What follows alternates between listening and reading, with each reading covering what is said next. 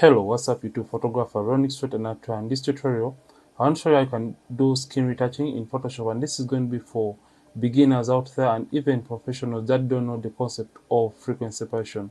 I know it has been a while since I dropped a tutorial about skin retouching and frequency separation, and this is going to focus more on frequency separation in detail from the very start to the very end. And without further ado, let's get started. And if at all you feel like you like this video, simply smash the like button on this video.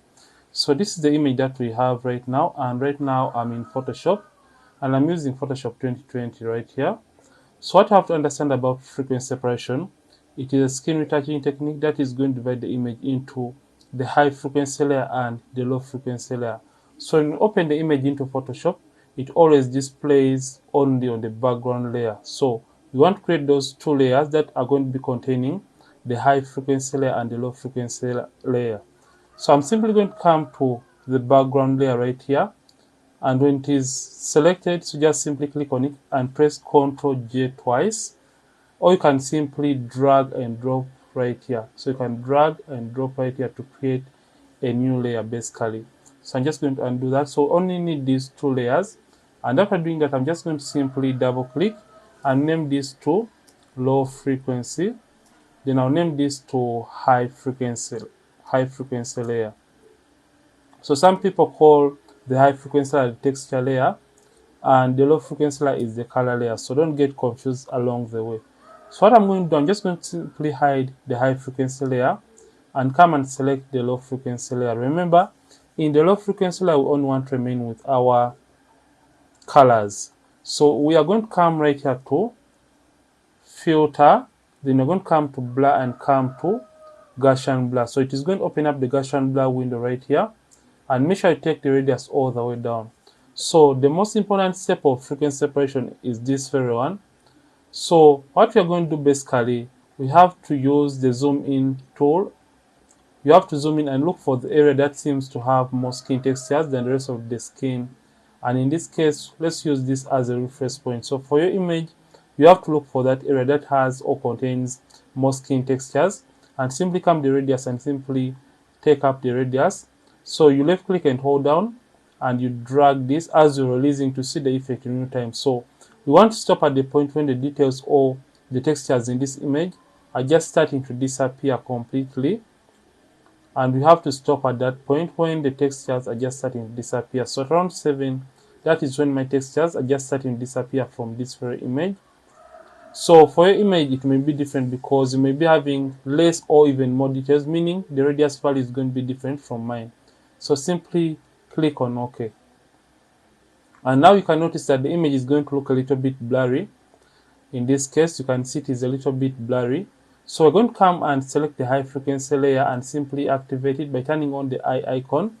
Then for this case, we're just going to come right here to image, and we're going to come down to apply image. So when you come to apply image, it is going to open up the apply image dialog box right here, and you can see it contains apply image. So the source is the name of the image we are editing. So we want to extract the textures from the low frequency layer. So just come to layer and simply select low frequency layer. Make sure the channel is RGB because this is supported by Photoshop and most images in this case. Then the blending has to be determined by the bit of the image. So for my case, I have a 16-bit image, and yours may be different. So you always have to apply the right bit to the right image, or the right frequency separation to the right image by looking at the bit depth. So when it comes to the blending, for a 16-bit image, if I told you have 16 right here, it means it is a 16-bit image, and for 8, it means that you have an 8-bit image. So blending has to be add, the scale has to be to offset 0, opacity at 100%, make sure preserve transparency and mask cannot check, and simply turn on the invert option, and you see the textures on the gray layer right here. Then if at all you're having an 8-bit image, these are going to be different. So the blending has to be subtract, invert is not turned on, the scale is to offset 128, opacity 100%, preserve transparency and mask cannot check, and you'll have the textures on this gray kind of layer. So I'm just going to change mine back to add and invert, and simply click OK. So right now the image is looking odd and awkward, so simply come the blend mode and change it from normal and change it all the way to linear light, and we'll get back the colors in the high frequency layer, and it's going to hide the colors or the gray color that was affecting the image initially. So after you have done this, the next thing is going to be putting these two in a group by left clicking and pressing Ctrl, or you can use Command, and pressing Command G, or you can press Ctrl G on the keyboard after selecting both layers to put them in a group. So simply double click right here and simply name this to frequency separation. So you can see that this is no different from the initial image that we are editing. Even if we hid the background layer, you can see it is basically the same image. So what we're going to do, we're just going to open up the group by clicking on the drop down arrow right here, and the next thing is going to be retouching this very image.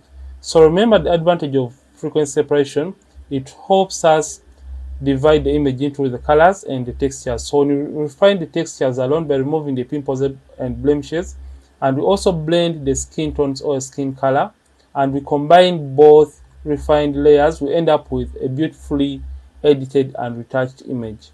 So what we are going to do in this case, we're going to come and select the low frequency layer, because the very first thing we want to work on is blending the skin tones or the colors in the skin of the model. And after selecting that, simply come and hide the high frequency layer by clicking on the visibility OI icon right here. So after we have done that, or after you have ensured and hidden the high frequency layer and selected the low frequency layer, we are just going to come under the brushes. You can find your mixer brush tool under the brushes, or you can find your mixer brush tool right here. So by right clicking here, you can find your mixer brush tool. So mine is right there, and I'll simply select the mixer brush tool. So after selecting any tool within Photoshop, you're always going to find the settings for that tool above here. So for my case, I've selected the mixer brush tool, and I'm just going to come and set it. So make sure you come and make sure the hardness is set to 0% and soft round is selected. Make sure right here clean brush is selected, and we have two options right here. One is load the brush after each and every stroke, and the second one is clean the brush after each and every stroke. So make sure the second one has been selected right here, because as we're working on the skin, we are working with different skin tone or skin color variations, and we want Photoshop to automatically clean the brush when you're going to work on a different area.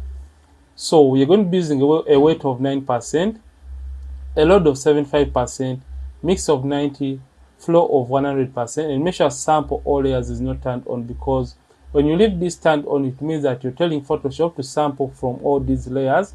So let me just first of all elaborate for you. So if at all I turn on the sample all layers and I simply paint on the skin, you can notice the rough texture that has been added onto the model skin, because you have commanded Photoshop to tell this brush to sample from all the layers in this group, and that is why it is painting the textures back into the color layer, which we don't want. So simply come and hide or deactivate sample all layers and simply hide the high frequency layer.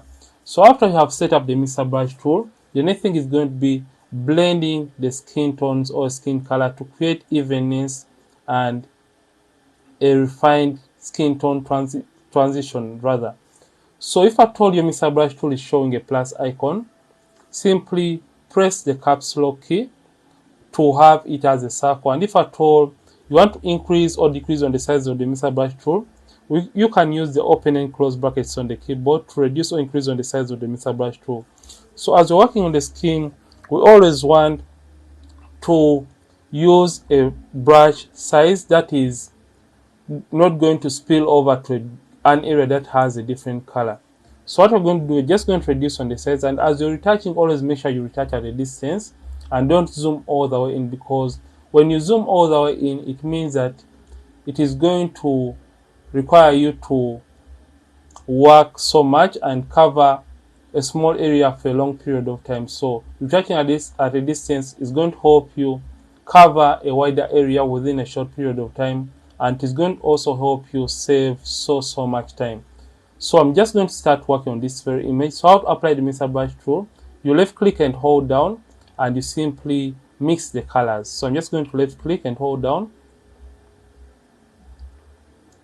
and mix just like that. So you mix colors that are looking alike to create a nice and smooth transition among the stem.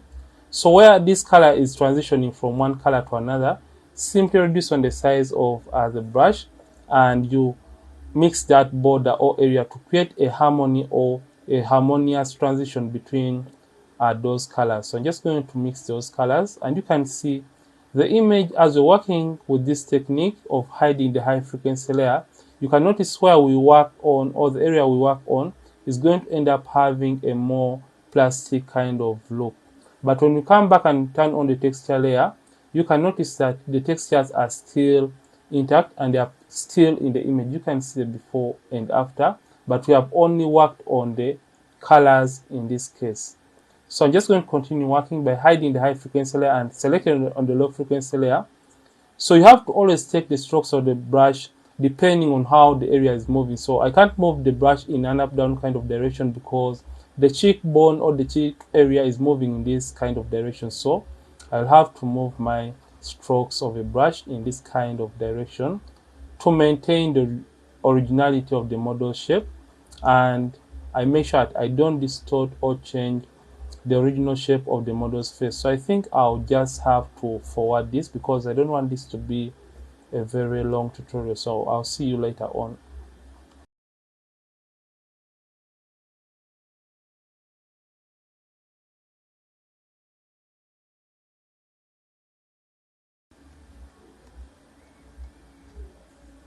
And now you can see that we are done working on the image and it kind of looks a little bit plastic. But when you come and return on the texture layer, you can see that we have refined the skin color or skin tone variations. And now the image looks nice and it is beautifully retouched. But we have one issue. Remember, when you're using the Mr. Brush tool, we may accidentally skip some areas. So what we want to do, we are just going to get another tool that is going to enable us to refine or fine-tune the areas we may have missed out as we are using the Mr. Brush tool.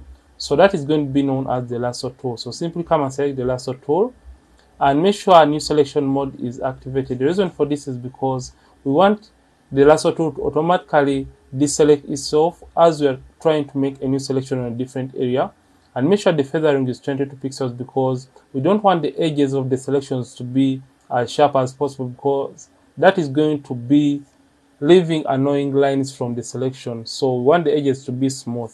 So to make a selection, simply left click and hold down, and you drag your cursor, and you have to also keep out from the edges of the image, and also keep out from the eyebrows and hair.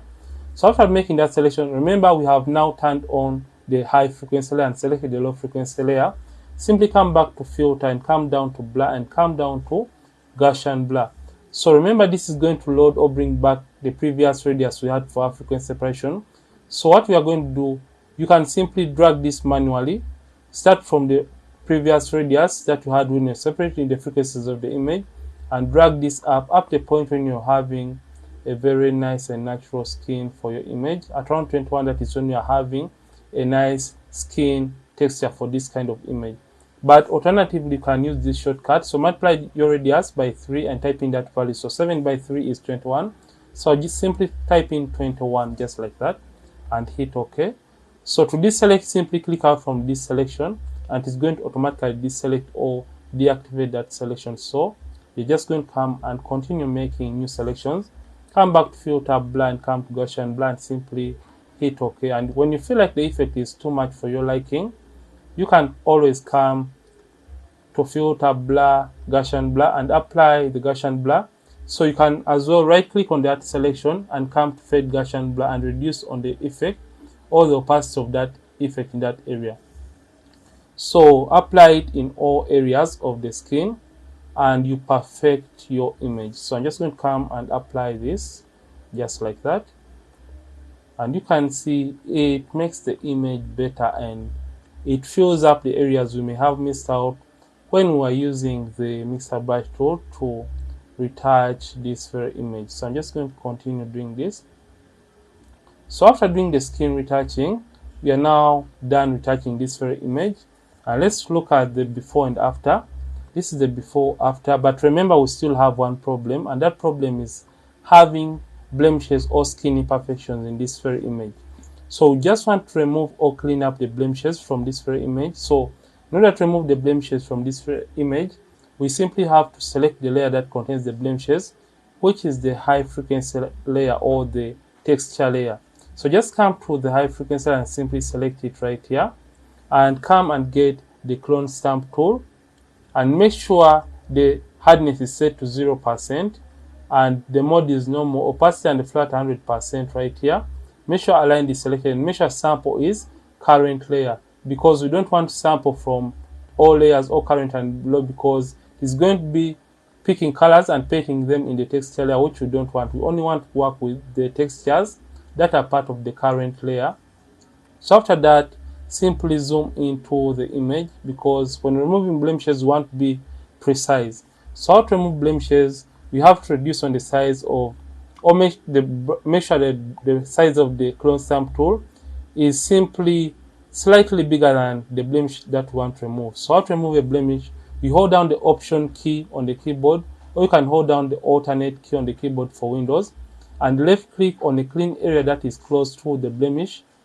And after doing that, simply left click over the blemish to cover it with an area of clean skin. So that is how the clone stamp tool works. So one more time, how to remove a blemish: you simply make sure the size of the clone stamp tool is slightly bigger than the blemish that you want to remove, and simply hold down the Option key on the keyboard, or you can use the Alternate key on the keyboard, and left click on a clean area that is next to the blemish, and simply release the left click button and the Alternate button, and simply left click over the blemish to cover it with clean skin. So I'll simply be doing this, and I think I'll have to forward this, and I'll see you later on in this tutorial for the final touches.